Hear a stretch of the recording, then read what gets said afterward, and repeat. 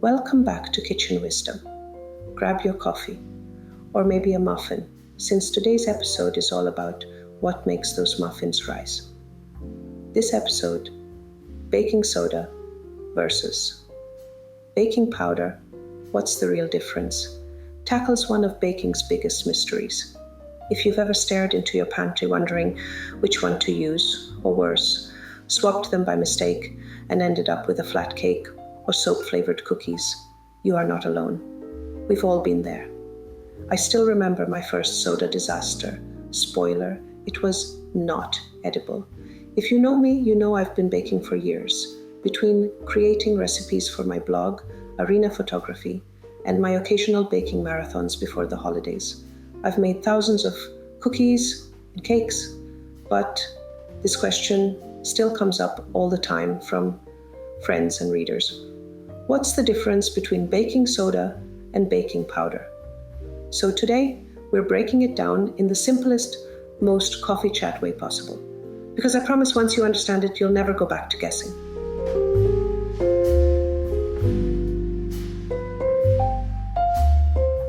All right, let's start from the beginning. Both baking soda and baking powder are leavening agents, which means they're responsible for making your baked goods rise and turn from doughy blobs into fluffy wonders. Baking soda is pure sodium bicarbonate, a strong base. It reacts with acidic ingredients like lemon juice, yogurt, vinegar, brown sugar, or buttermilk. When that reaction happens, it releases carbon dioxide bubbles, which expand in the oven and make your cakes and cookies rise. But here's the trick. That reaction starts the moment the acid and soda meet, so you've got to bake your batter right away. No scrolling through Pinterest mid-bake. If you wait too long, your bubbles pop and your batter loses its lift.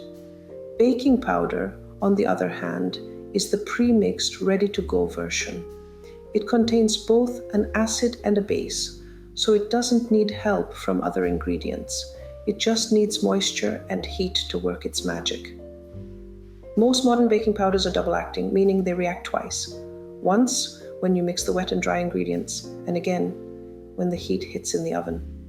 Think of it as a built-in backup plan for bakers who get distracted easily. And yes, I'm talking about myself. Here's my favorite way to remember it. Baking soda is like a quick espresso shot. It gives an instant reaction. Baking powder is more like a slow brew coffee. It takes its time, but gets the job done beautifully.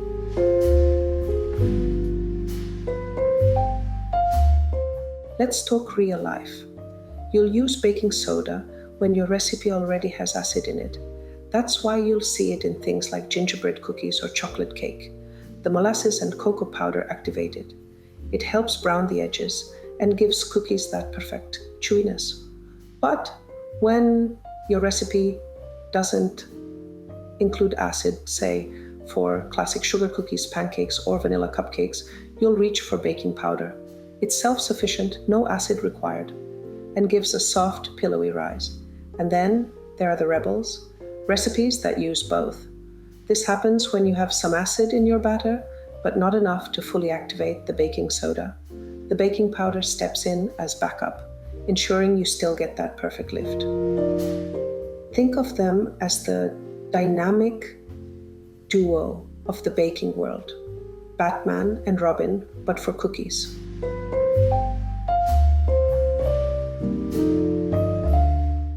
Now, confession time. Years ago, I was testing a client's chocolate cake recipe for a photo shoot.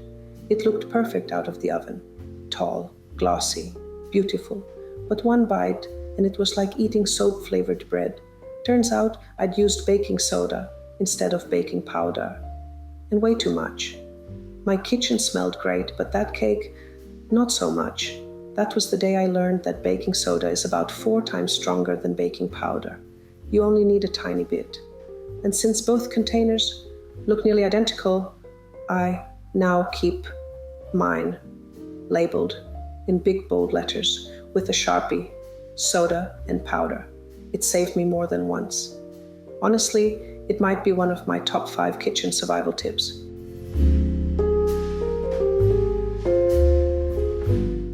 Let's say you're halfway through mixing your favorite cookies and realize, you're out of one or the other. Don't panic. There are workarounds. If you're out of baking powder, mix 1/4 teaspoon baking soda with 1/2 teaspoon cream of tartar. That's your homemade baking powder. No cream of tartar? A little lemon juice or vinegar will do in a pinch. If you're out of baking soda, you can use baking powder. Just use about 3 times as much. So if the recipe calls for 1 teaspoon of soda, go for 3 teaspoons of powder. But beware, too much baking powder can leave a bitter taste, so don't get carried away. I actually have this cheat sheet taped inside one of my kitchen cabinets, right next to my measuring spoons. It's one of those things that saves you on a chaotic Sunday morning when you realize you're missing an ingredient mid-batter.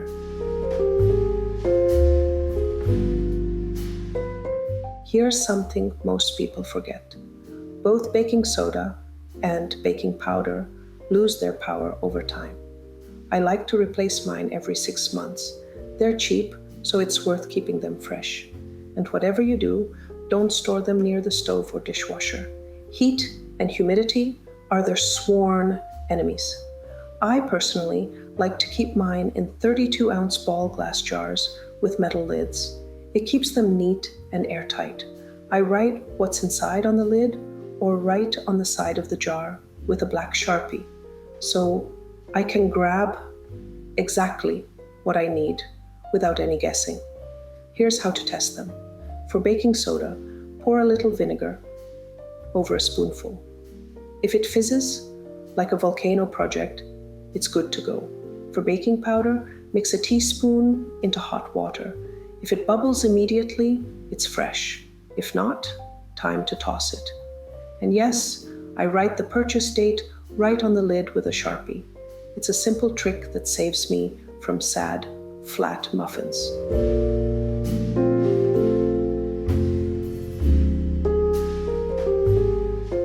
Now for the fun part, because I can't resist a good food fact. Did you know baking soda was first discovered way back in the 1800s and was originally sold as a cleaning agent before becoming a baking staple? It's true. And to this day, I use it to clean sinks, remove coffee stains, and even freshen up my fridge. If you're curious, I have a whole podcast episode just about cleaning with baking soda. Baking powder came a little later, around the mid-19th century, and honestly changed the baking world forever. Before it existed, bakers relied on yeast or natural acids like sour milk to make their dough rise. Can you imagine waiting hours for a cake? No, thank you. Baking powder made quick, fluffy cakes and biscuits possible. And the modern baker owes it big time. Fun fact, the difference between single-acting and double-acting baking powder comes down to timing. Single-acting reacts once when mixed. Double-acting gives you that second lift in the oven, which is why your cakes don't deflate like sad balloons when you take your time preheating.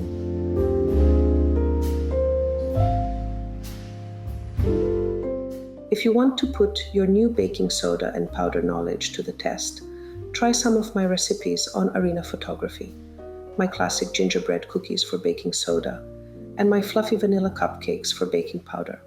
Or go for my chocolate cake. It uses both, just to keep things exciting.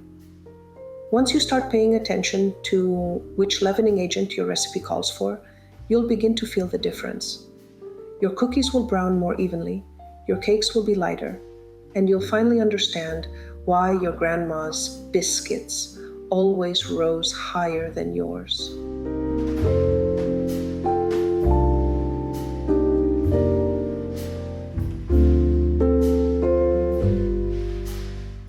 So there you have it, the great baking soda versus baking powder mystery solved. These two pantry staples might look similar, but they're totally different personalities.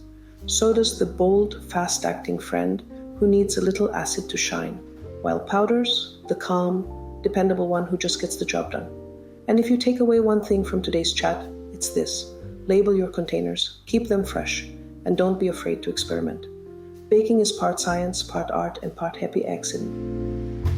Just maybe not the soap-flavored cake kind.